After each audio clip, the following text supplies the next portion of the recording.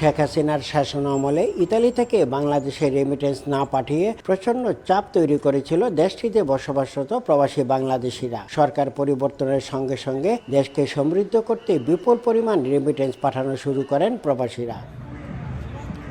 এবার রেমিটেন্স পাঠিয়ে আগের সব রেকর্ড ভেঙে দিয়েছে ইউরোপের দেশ ইতালি। 2024 সালে 1300 মিলিয়নেরও বেশি ইউরো পাঠিয়েছেন প্রবাসী বাংলাদেশিরা, যা 2023 সালের তুলনায় প্রায় 150 মিলিয়ন ইউরো বেশি। রেমিটেন্সের এই ধারা অব্যাহত থাকবে বলে আশা করছেন প্রবাসী ব্যবসায়ীরা।